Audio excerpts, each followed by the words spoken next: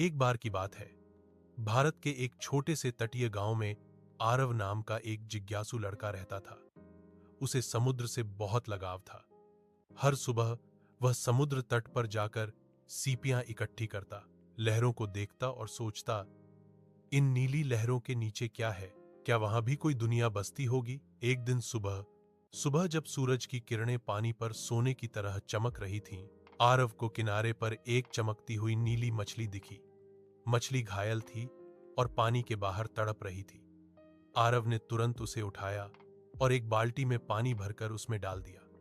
कुछ ही देर में मछली ने आंखें खोलीं और बोल पड़ी, धन्यवाद प्यारे बालक, तुमने मेरी जान बचाई है। मैं साधारण मछली नहीं, समुद्र की रक्षक नेरिसा हूं।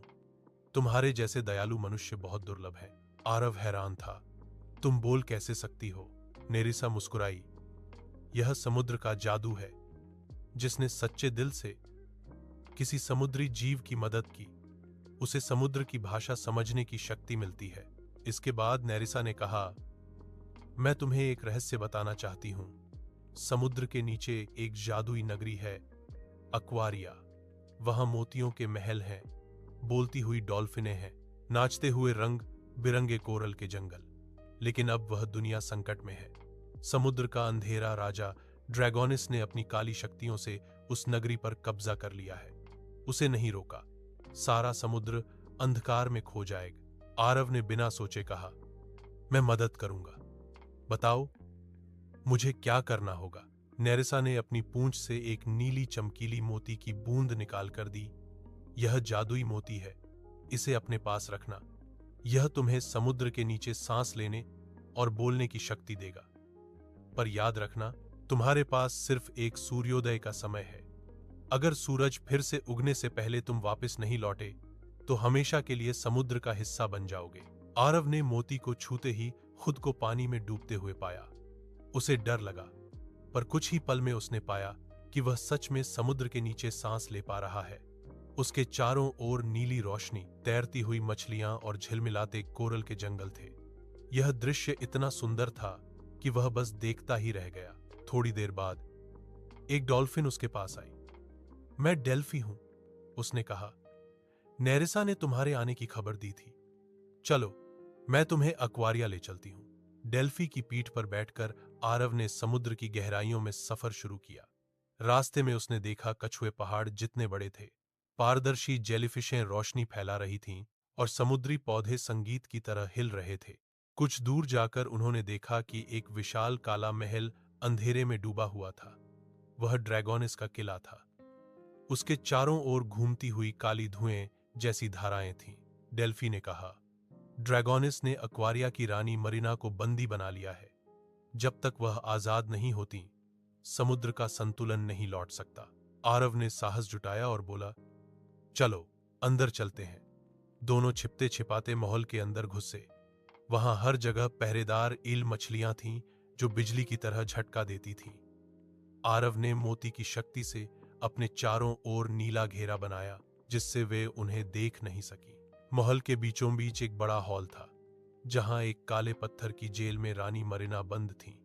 उनके आंसू मोतियों की तरह गिर रहे थे। कौन हो तुम? उन्होंने पूछा। मैं आरव हूं, सतह से आया हूं। नेरिसा ने मुझे भेजा है आपको मुक्त कराने। रानी मुस्कुराई, तुम्हारा साहस ही हमारा सबसे बड़ा हथियार है। लेकिन सावधान, ड्रैगोनिस बहुत शक्तिशाली है। तभी एक भयंकर गर्जना गूंजी, कौन मेरी नींद भंग करने आया है? ड्रैगोनिस प्रकट हुआ, एक विशाल समुद्री दानव, जिसकी आंखें लाल, शरीर पर काले कांटे और पूंछ से निकलती बिजली थी। आरव डर गया, पर उसने हार नहीं मानी। उसने जादुई मोती को अपने दिल पर रखा और कहा, समुद्र की रक्षा के लिए मैं अपनी पूरी ताकत दूंगा। मोती चमक उठा। उसके प्रकाश से ड्रैगोनिस चीख उठा, नहीं, यह पवित्र रोशनी। उसकी अंधेरी लहरें टूटने लगीं। रानी मरीना ने अपने मंत्र से आरव की मदद की और दोनों की शक्ति मिलकर एक विशाल नीली किरण में बदल गई। वह किरण ड्रैगोनिस पर गिरी और वह धुएं में बदलकर गायब हो गया। महल में फिर से उजाला फैल गया। अक्वारिया की नगरी में खुशियों की लहर दौड़ गई। मछलियां नाचने लगीं, कोरल खिल उठे और जलपरियां गीत गाने लगीं। रानी मरीना ने कहा, आरव, तुमने जो किया वह सदियों तक याद रखा जाएगा, लेकिन सूर्योदय होने वाला है, तुम्हें लौटना होगा। नेरिसा फिर प्रकट हुई और बोली, मेरे साथ चलो प्यारे बालक। कुछ ही पलों में आरव ने महसूस किया कि वह वापस तट पर है। सूरज उग चुका था और उसके हाथ में वही नीला मोती चमक रहा था।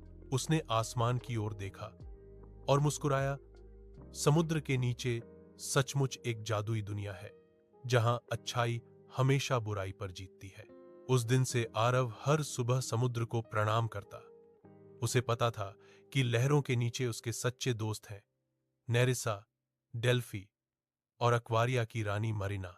कहते हैं, जब भी कोई बच्चा सच्चे दिल से समुद्र की मदद करता है, तो लहरों में नीली चमक दिखाई देती है, जो उस जादुई मोती की पहचान है।